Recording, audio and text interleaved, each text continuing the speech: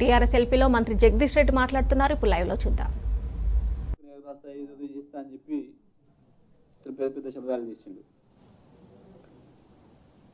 తర్వాత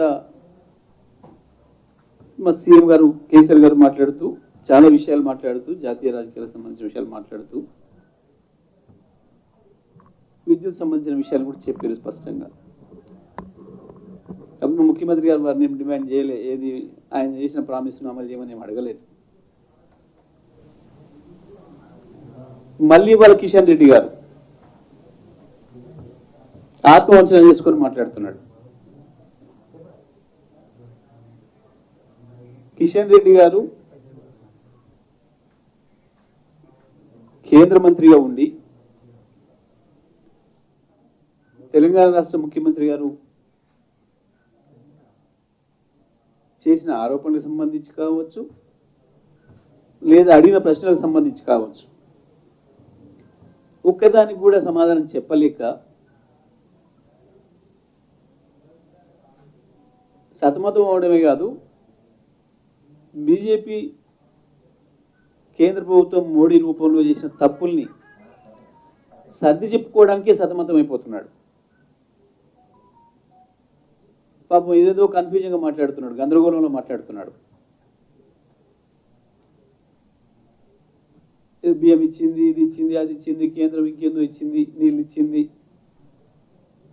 అని చెప్పి దానికి సంబంధించి ఇప్పటికీ 100 సార్లు 1000 సార్లు స్పష్టంగా చెప్పినాం. మీరేం భిక్ష పెట్టేది లేదు రాష్ట్రాలకి. రాష్ట్రాల నుంచి కేంద్రం తీసుకుంటున్న డబ్బుల్లో నుంచే తప్పనిసరిగా రాజ్యాంగం చెప్పిన దాని ప్రకారం ఇవ్వవలసిన వాటాలోనే కొన్ని ఇచ్చి ఇంకా మిగతా ఎగ్గొడుతున్నారు. మీరు అట్లా కూడా ద్రోహం చేస్తున్నారు. అది కాకుండా ఈ తెలంగాణ రాష్ట్రానికి ఏమైనా ₹1 మీరు అదనంగా ఇచ్చిండ్రా అని చెప్పి అడిగినాం. కేసీఆర్ గారు ముఖ్యమంత్రిగా ఎప్పుడో 4 ఏళ్ల క్రితమే వారి నాయకుడు హోంమంత్రి అమిత్ షా గారు వచ్చి మాట్లాడిపోయిన రోజే తెల్లవారి ముఖ్యమంత్రి గారు చెప్పిన డిమాండ్ చేసింది. ఇగో వాస్తవాలు ఇవి, ₹1 కూడా కేంద్రం తెలంగాణకి ఇవ్వలేదు, న్యాయంగా మాకు రావాల్సిన వాటానే మాకు ఇవ్వట్లేదు అనే విషయాన్ని ఎస్టాబ్లిష్ చేసిన ముఖ్యమంత్రి గారు. తెల్లవారి నుంచి తప్పు లేదు, అక్కడ ఎవరు కూడా మాట్లాడలేదు. ఎందుకంటే అది వాస్తవం కాబట్టి, చెప్పడానికి సమాధానం లేదు కాబట్టి నోరు మూసుకొని కూర్చున్నారు. ఎక్కడ ₹1 తెచ్చిండు ఈయన కేంద్ర మంత్రి అయిన తర్వాత కూడా ఈ రాష్ట్రానికి? వాస్తవానికి భారతదేశంలో కేంద్ర ప్రభుత్వ ఆధ్వర్యంలో ఉన్న అనేక సంస్థలు న్యాయంగా ఈ దేశంలో ఒక మంచి పరిపాలన జరగాలని కోరుకునే కొంతమంది వ్యక్తులు కావచ్చు, సంస్థలు కావచ్చు, తెలంగాణ అభివృద్ధి గురించి, తెలంగాణ అభివృద్ధి నమూనాల గురించి చాలా సందర్భాల్లో ప్రస్తావించారు. వాళ్ళే సృష్టించిందైనా చివరి నీతి ఆయోగ్ కూడా మిషన్ కాకతీయ ఒక అద్భుతమైన పథకం, ఇది చాలా అద్భుతమైన ఫలితాలను ఇస్తుంది, దానికి ఒక ₹5,000 కోట్ల కేంద్రం సాయం చేయొచ్చు అని చెప్పింది. ₹5 5 పైసలు కూడా ఇవ్వలేదు. ఆ తర్వాత మళ్ళీ అదే నీతి ఆయోగ్ మిషన్ భగీరథ ఇంకా అద్భుతమైన పథకం, ప్రజల ఆరోగ్యానికి సంబంధించి ఇంటింటికి సురక్షితమైన మంచినీరు అందిస్తున్న ఏకైక రాష్ట్రంగా తెలంగాణ రికార్డు సృష్టించింది. దీనికి కూడా కేంద్ర ప్రభుత్వం నుంచి ఒక 10,000 కోట్లు సాయం చేస్తే మంచిది, గ్రాంట్గా ఇస్తే మంచిదని కూడా చెప్పింది. అయినా ఉలుకు లేదు, పలుకు లేదు. ప్రపంచంలోనే అత్యంత తక్కువ సమయంలో వస్తుంది అని చెప్పి తెలిసి దిద్దిదారిన ఏప్రిల్ 27, 2021 నాడు డ్రాఫ్ట్ నేషనల్ పాలసీ ప్రకటించారు.